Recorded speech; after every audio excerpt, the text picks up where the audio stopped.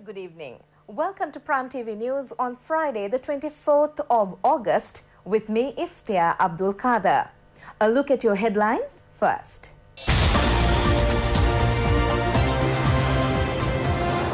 Second stage of the Life+ Canal project that changes the irrigation history begins. Prime Minister assures the holding of all elections soon. Indictment served to Gamini Senarat in the first case of the Permanent High Court at Bar. Second case is against Gotabaya. Case has been filed in Dubai to get down Udayanga Veeratunga. And on news overseas, Scott Morrison is the new Australian Prime Minister.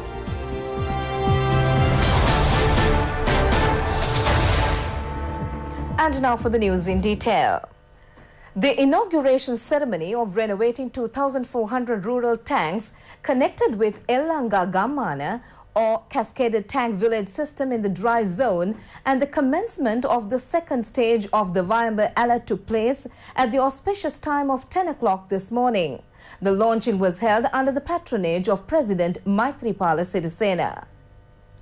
The program is mooted under the guidance of President Maithripala Sirisena with the aim of creating a new renaissance in the local agri-economy, carrying forward this mode's traditional agri-technology. 300 tanks alone in the Kurunegala district are planned to be reconstructed under this rehabilitation program. Meanwhile, the supply of water to the northern part of the Vayamba province will be carried out under the second stage of the Vayamba Canal project. This program is being implemented, making a reality a request made by the Vayamba farmer community since the beginning of the Mahavali scheme. The unveiling of the plaque related to the project took place under the patronage of the President. Thereafter, the President opened the project office building. Expressing his views on the occasion, President Maithripala Sirisena said that when talking about these projects, he wished to mention that this project was not part of the Mahavali scheme.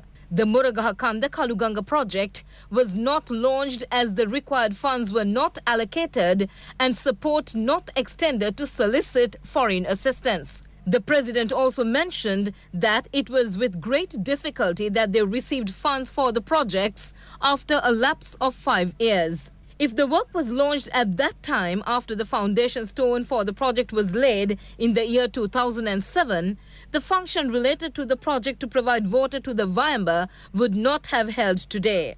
It would have been held 5 years before that is in 2012. Some claim that when the present government assumed office in 2012, what had to be done in the Murugahakanda project was only to fill water. The President said that if the 30-year Mahavali mega plan was completed within 5 years, he completed the Murugahakanda project within 3 years and took action to release water last year. The Vayamba Canal project has been mooted in consequence to the Murugahakanda Kaluganga development project launched under the leadership of President Maithripala Sirisena. This will supply the water required by the Vayamba farmer community to undertake cultivation in both the Yala and Maha seasons. Another aim is to fulfill the drinking water needs of the people of the northwestern province. This will help to contain the kidney disease that is spreading in the region due to the lack of pure drinking water. Around 105,000 acre-feet of Mahavali water will be carried through this scheme for the people of the Kurunegala district. The estimated cost of the project is 16,000 million rupees.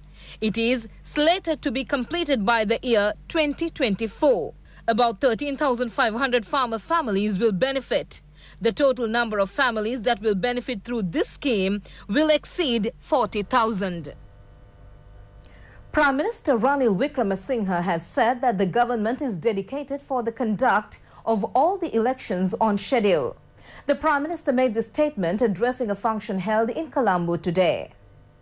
Prime Minister Ranil Wickremesinghe was speaking at the opening of the Construct Exhibition 2018 at the Bandaranayake Memorial International Conference Hall. Addressing the gathering, the Prime Minister said that all political parties should get together and craft a system for the immediate conduct of the elections. The Prime Minister presented awards to several individuals on behalf of their services for the uplift of the construction sector. Minister of Housing and Construction Sajid Premadasa joined in this occasion. Further expressing his views on the occasion, Prime Minister Ranil Wickremesinghe said, that also is going to be a unique occasion because it looks as if most parties will not accept the delimitation commission since they have not made provision for dual members. But nevertheless, we are committed to hold the elections when all 6 are due. The last one, I think, was due. It dissolved somewhere in November, so that we would somehow, the political parties have to get together and find a way of holding elections, looking at a system which will enable elections to be held next year. Whether we are going to amend and make the new system, amend it further, or whether we are going back to the old system temporarily is the issue that will have to be discussed. I am certainly determined that we should make all effort to have these elections on time. On to a headline-making story. The first permanent High Court at Bar, set up to consider the case related to the misappropriation of funds on a large scale, has served indictments on former Presidential Chief of Staff Gamini Senarath and 3 others. The suspects were enlarged on bail. This was the first case to be taken up for consideration by the Special High Court today. The defendants, including Gamini Senarath, who served as the Chief of Staff of former President Mahinda Rajapaksa, appeared before the Permanent High Court at Bar today. The other suspects are former Managing Director of the Sri Lanka Insurance Corporation, Piyadasa Kudabalage, former Samurdhi Commissioner Neil Bandara Hapuvinna and Lasantha Bandara. They are accused of misappropriation of a sum of 500 million rupees. The money given to the Canvin Holdings Company by Litro Lanka Gas Company has been illegally invested in the Helenco Hotel Private Company. The Attorney General has filed indictments on them under the Money Laundering Act. The Attorney General has accused them of committing this crime during the period 2014 February 1st to 2015 January 20th. Accordingly, the defendants were each granted a cash bail of 100,000 rupees and a surety bail of 1 million rupees. The suspects were also banned from travelling abroad. The judges further ordered to take their fingerprints. The State Counsel, appearing on behalf of the Attorney General, informed the court that action will be taken to hand over the documents of the complainant party to the defence party within a week. The court also ordered that the documents be examined and the case be resumed on the 19th of September. A sum of 18.5 billion rupees was allocated based on a cabinet approval in the year 2012 for the Kollupitiya Grand Hyatt Hotel project, constructed under a company affiliated to the Sri Lanka Insurance Corporation. The Financial Crimes Investigation Division inquired into an incident related to the misappropriation of state funds amounting to 4 billion rupees for the Hambantota Hyatt Regency Hotel project. Accordingly, a decision was taken to file a case against the defendants. The nod of the cabinet was received to launch 3 special high courts to expedite large-scale financial fraud and corruption cases. Accordingly, the government took action to set up this special high court based on the recommendations of the Supreme Court after amending the Judiciary Act. Its first case was taken up for hearing today. Colombo High Court judges Sampath Vijayaratna, Sampath Abekon and Champa Janaki Rajaratna are serving as the first bench of judges in this special High Court. In the meantime, the second case of the first permanent High Court at Bar was filed today. The case has been filed against former Defence Secretary Gotabaya Rajapaksa and 6 others over the misappropriation of state funds when building the D.A. Rajapaksa Museum. They are accused of misappropriating a sum of 81.3 million rupees in the construction of the museum. The defendants in this case are Gotabaya Rajapaksa, Harshan De Silva, Keminda Artigala, Abraham Galapate, Badra Udulavate, Mahinda Sagala and Mallika Kumari Senadira. The Attorney General today informed the judiciary that a lawsuit has been filed in Dubai based on a request made by the Sri Lankan government to get down Sri Lanka's former ambassador to Russia, Udayanga Weeratunga. Accusations have been made against him with respect to a financial fraud alleged to have been committed in the transaction over the purchase of MiG fighter jets to Sri Lanka. The Attorney General informed the court that the related lawsuit had been filed on the 8th of this month and it is due to be taken up for hearing on the 10th of next month. Senior State Counsel Udara Karunatilaka informed the judiciary when the related case was taken up that Udayanga Weeratunga is scheduled to appear for this case. The magistrate ordered to submit details of 19 bank accounts and accounts of 46 financial institutions of two sisters or wife of Udayanga Weeratunga, the mother-in-law and the brother of his wife to the Financial Crimes Investigation Division.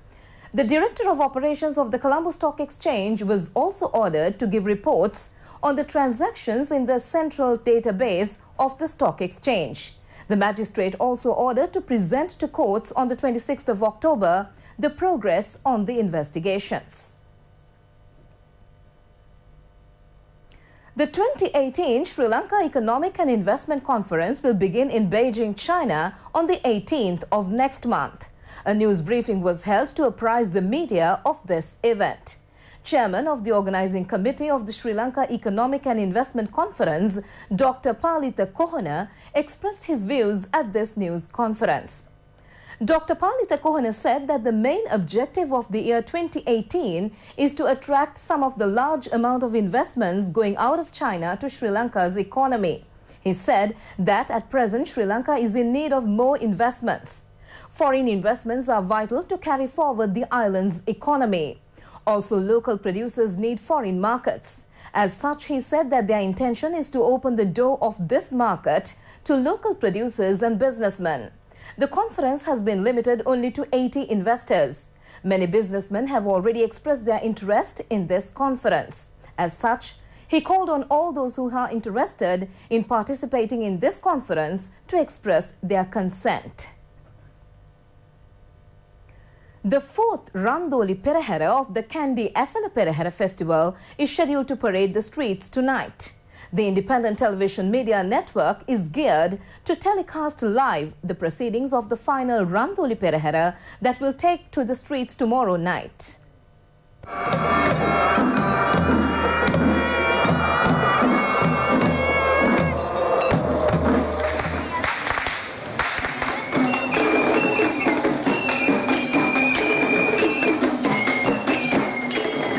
The third Randoli Perahera paraded the streets last night along with the Peraheras of the Natha, Vishnu, Kataragama and Pattini Devalas. A large gathering joined in viewing the Perahera.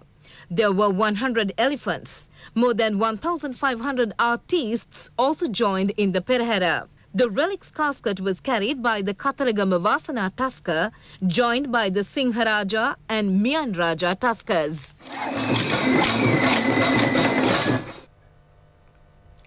You're watching Prime TV News and still on the local scene. Election Commission Chairman Mahinda Deshapriya has stated that various sectors impacted the strengthening of the election laws in Sri Lanka. Mahinda Deshapriya made this reference at a news conference held in Colombo on the 4th Asia Election Stakeholders Conference. The conference is scheduled to be held in Colombo on the 27th and 28th of this month. The elections laws of Sri Lanka enacted by Parliament have been improved based on the rulings of the Supreme Court or the Appeals Court. Everyone, including the media, elections monitors, political parties, government officials, the police department, the security forces and the public are stakeholders of holding a free and fair election. What they always say is that in a democratic country, the foundation of the ruling power should be the desire of the people.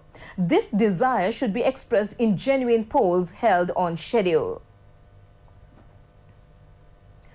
The awards presentation of the Digicon 6 Sri Lanka short film competition organized by the Independent Television Media Network was held yesterday. The aim of this event was to take the Sri Lankan filmmakers to the international arena. Directors were honored at 4 categories and the most voted winner award was clinched by Anton Thanapathy for the short film Divorce. Malshani Jayasinghe, who directed the short film Rotating Lives, won the Future Generation Winner Award. It's Malshani Jayasinghe, ladies and gentlemen, the Rotating Lives, your Future Generation Award winner.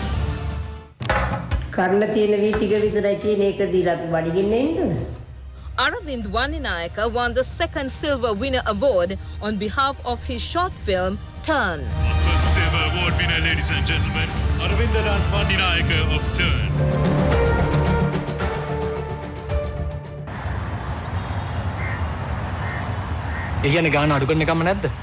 Manoj Galkissage succeeded in clinching the first Silver Winner Award for his short film Senarath Bungalow. Of the second Silver Award winning film, ladies and gentlemen, Senarath Bungalow.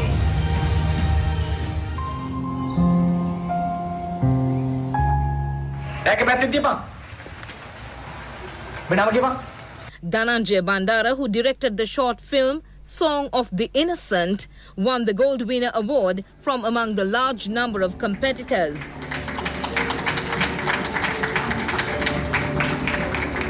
Accordingly, he gets the opportunity of viewing the final competition qualifying for the Digicon 6 Asia competition to be held in Japan. ITN chairperson Tilaka Jayasundara, Chief Executive Officer Chandana Tilakaratna and General Manager Aruna Vijay were among those who participated in the awards festival.